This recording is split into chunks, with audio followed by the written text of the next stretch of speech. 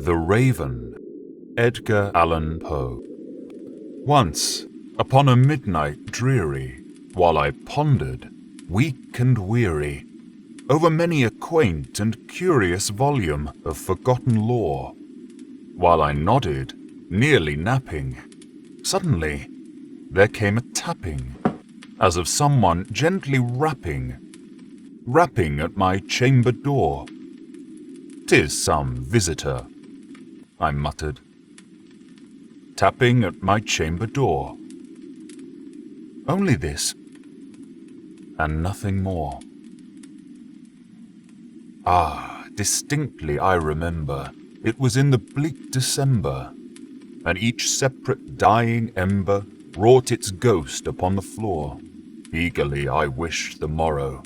Vainly I had sought to borrow from my books surcease of sorrow, sorrow for the lost Lenore, for the rare and radiant maiden whom the angels name Lenore, nameless here forevermore.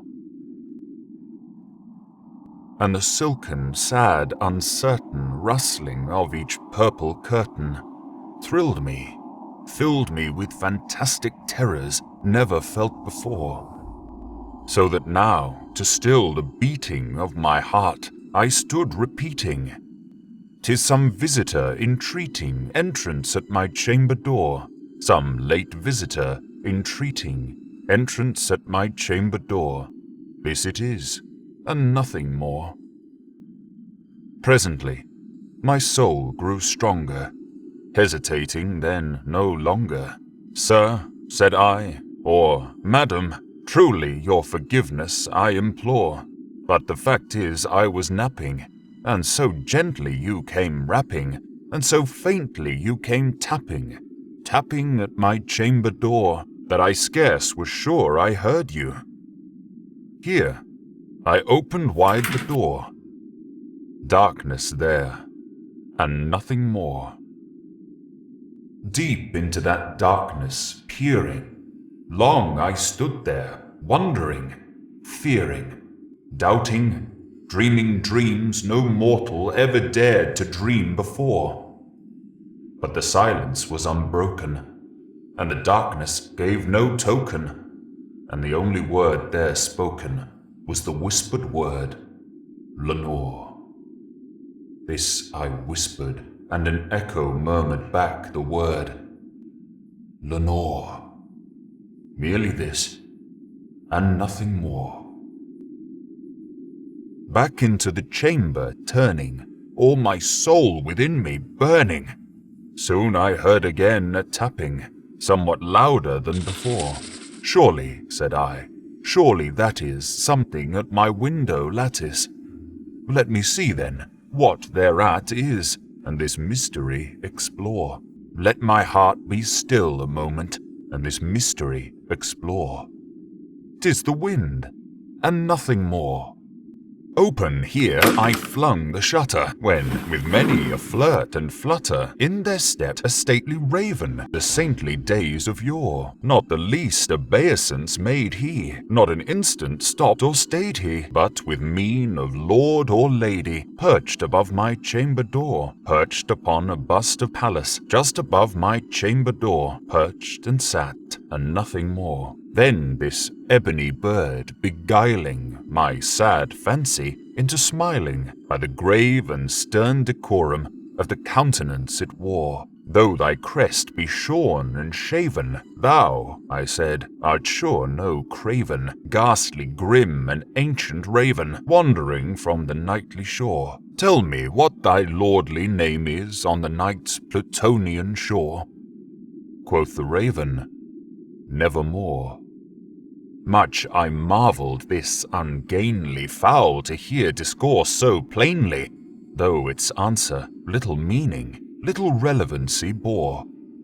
For we cannot help agreeing that no living human being ever yet was blessed with seeing bird above his chamber door, bird or beast upon the sculptured bust above his chamber door, with such name as Nevermore.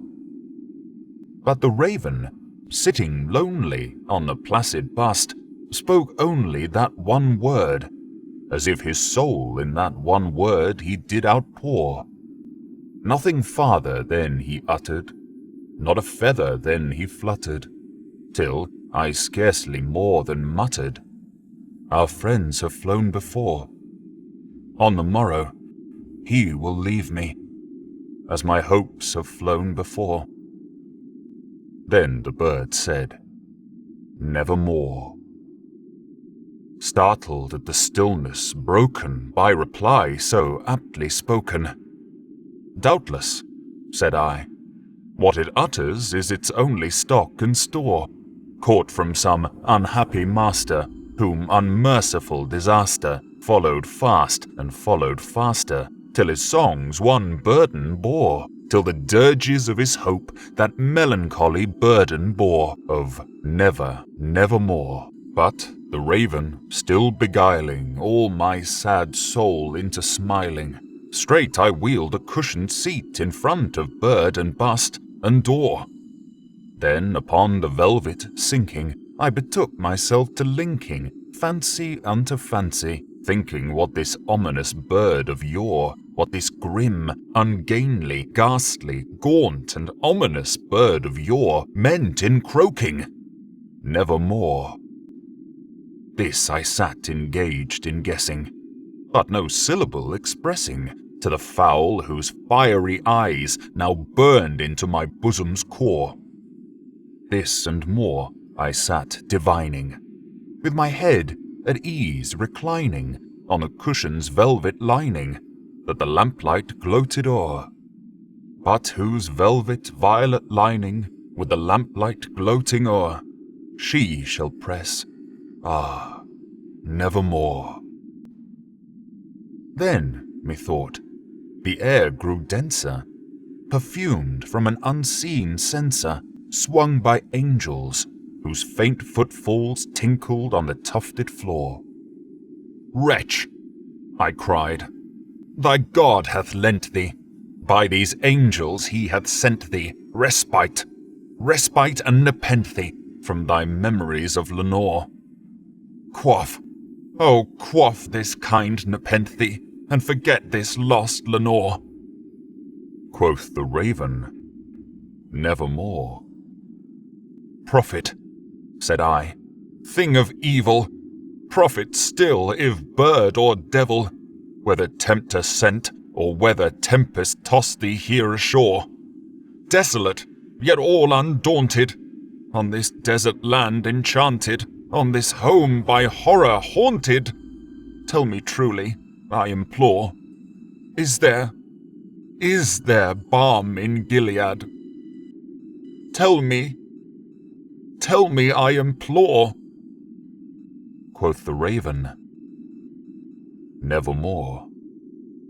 "Prophet," said I, "thing of evil, prophet still if bird or devil, by that heaven that bends above us, by that God we both adore, tell this soul with sorrow laden, if, within the distant Aidenn, it shall clasp a sainted maiden, whom the angels name Lenore, clasp a rare and radiant maiden, whom the angels name Lenore." Quoth the raven, "Nevermore." "Be that word our sign of parting, bird or fiend," I shrieked, upstarting. "Get thee back into the tempest and the night's Plutonian shore. Leave no black plume as a token of that lie thy soul hath spoken. Leave my loneliness unbroken. Quit the bust above my door. Take thy beak from out my heart, and take thy form from off my door." Quoth the raven, "Nevermore." And the raven, never flitting, still is sitting on the pallid bust of Pallas just above my chamber door, and his eyes have all the seeming of a demon's that is dreaming, and the lamplight o'er him, streaming, throws his shadow on the floor, and my soul from out that shadow that lies floating on the floor shall be lifted nevermore.